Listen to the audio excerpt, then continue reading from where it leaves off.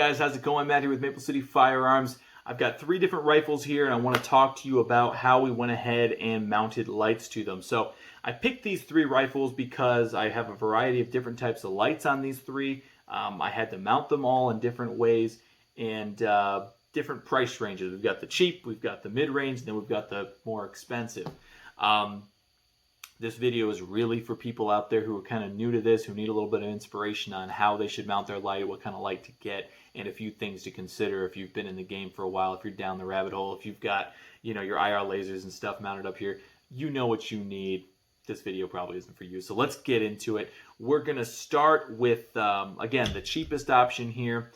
But first and foremost, what I want to tell you is that if you're looking to get your first weapon-mounted light, there's a few things you want to consider. First of all, obviously price. What are you willing to spend? If you aren't willing to invest at least, I would say $150, save up a little bit until you can get something. That's about as cheap as you can get away with, in my opinion.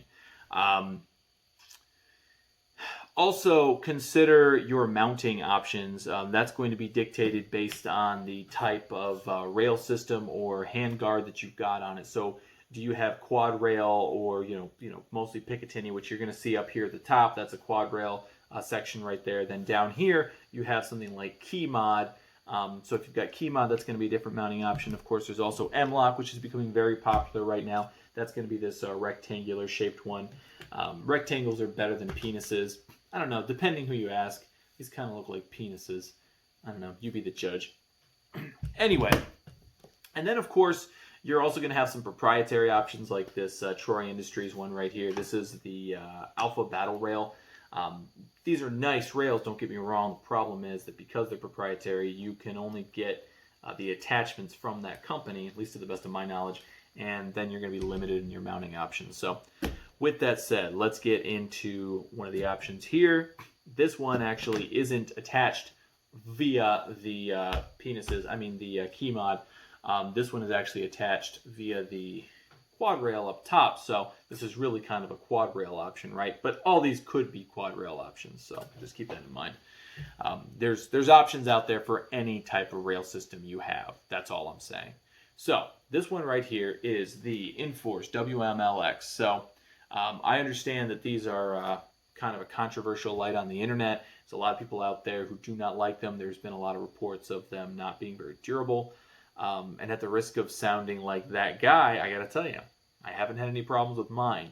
But then again, there's a lot of other guys out there who use them a lot more than I do, use them and abuse them. And even though I've had this one for probably 4 or 5 years now, there's probably guys out there who've used them more than I have. So with that said, what's cool about this and what sucks about this? So durability, we already kind of addressed that. Some people have said there's issues there because this is a plastic light. Okay, so keep that in mind. This is plastic, where all the other ones we're going to be looking at are going to be some sort of metal material.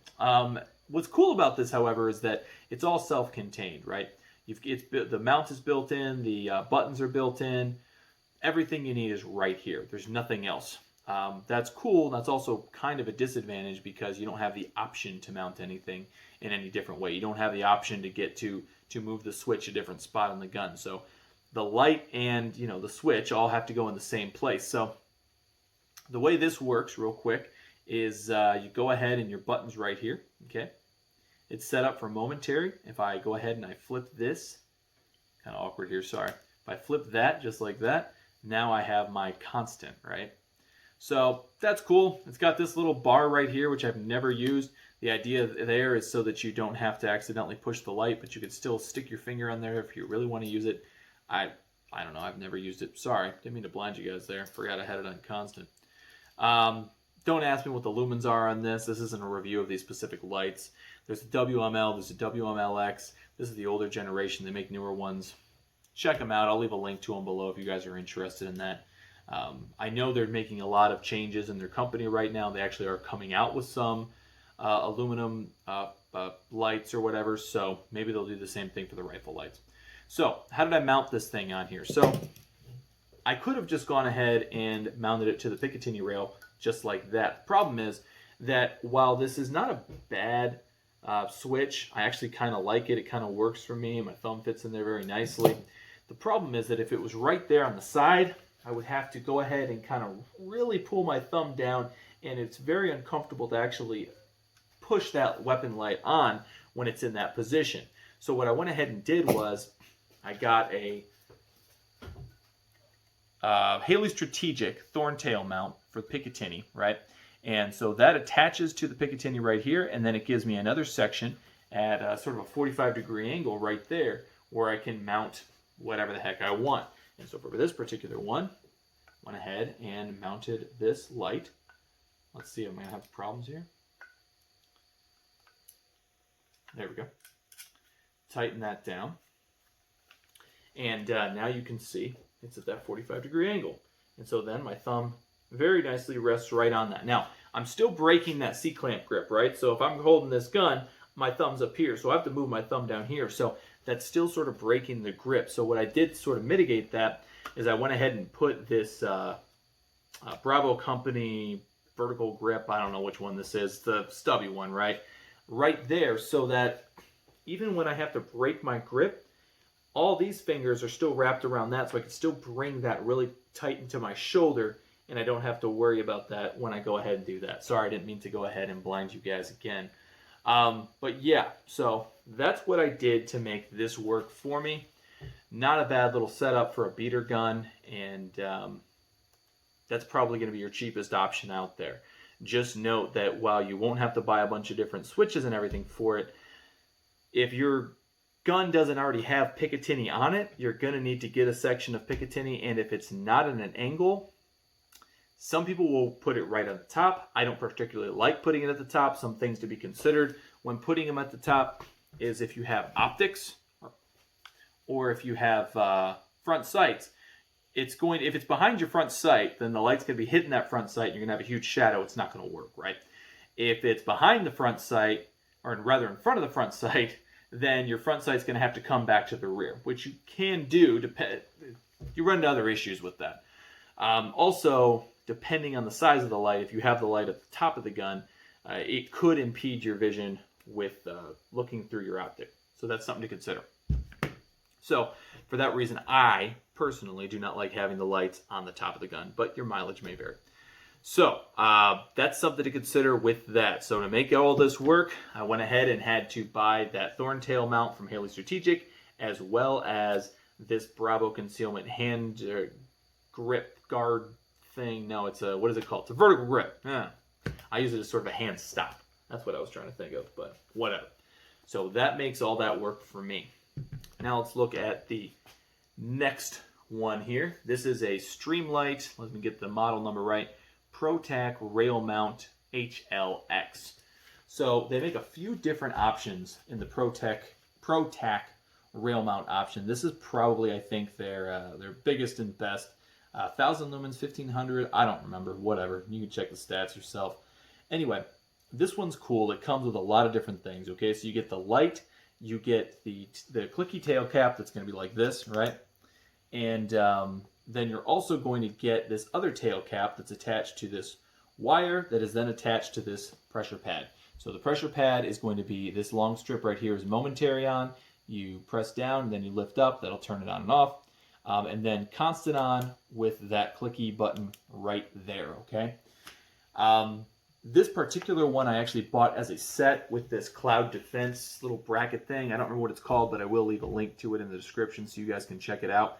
These are cool because these give you a better mounting option for your actual pressure pad right here. If you don't have that, what you have to do is you have to kind of try and attach this to the Picatinny, which can be difficult. It doesn't attach very well, and you'll actually have to take the provided, what are they called? Twisty things. No, the zip ties. Zip ties and actually attach it to the rail. It works. It's a little crude, but it does work, so it's an option.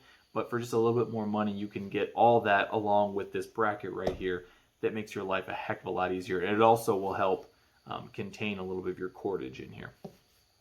So that's where I bought that. I got that from Cloud Defense.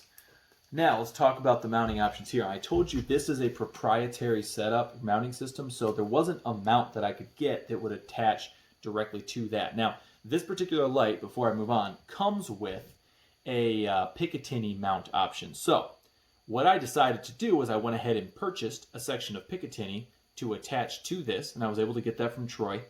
And then I was like, okay, I'll just attach the light directly to that. No big deal. And I did that, and it worked, except that you notice that the rail here, or the handguard, whatever you want to call it, it stops pretty far back, whereas your muzzle comes all the way up here. So when I had the light way back here, I was getting shadow casted from the end of the muzzle. You don't want the light to be too far back, otherwise you'll get that shadow from the muzzle. So then what I went ahead and did is I had to find another product. I came across, again, Haley Strategic, and I found this mount. This attaches directly to the light. I went ahead and removed the Picatinny mount that was attached to it initially. Removed that. Attached this. Now this is actually a Scout Light mount, which is a product from Surefire, which we'll talk about in a minute. But those mounts work with the Streamlight PROTAC rail mounts as well. So that's pretty cool.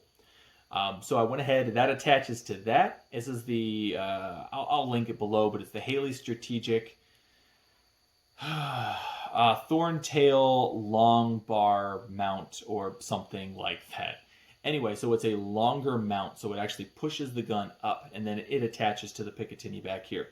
So here's what I had to do to make this light work with this gun. I had to get the Picatinny rail section, then I had to get the Thorntail mount, remove the Picatinny mount from the light, and then go ahead and attach the light to the Thorntail mount.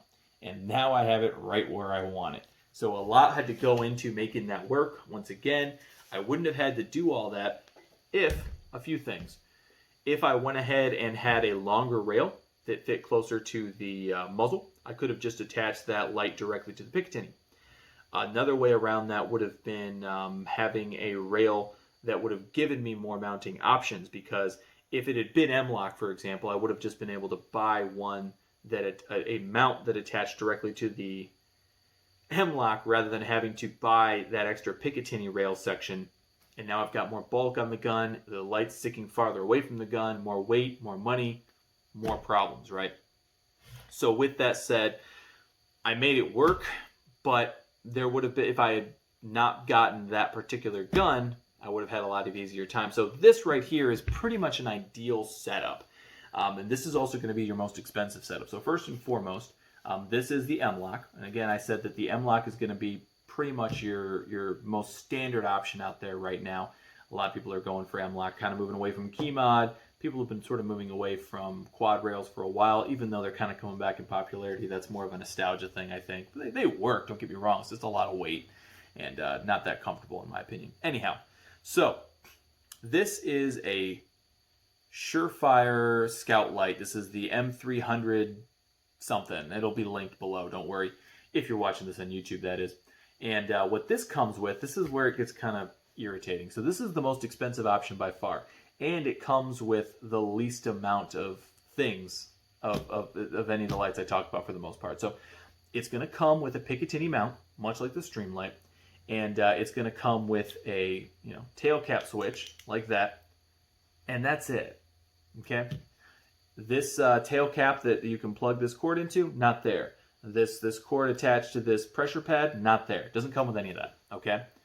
And the first time, this isn't the first one I've owned, but the first time I bought the Scout Light, I wasn't aware of that. And so I was pretty pissed off when I realized I was going to have to spend like another $100.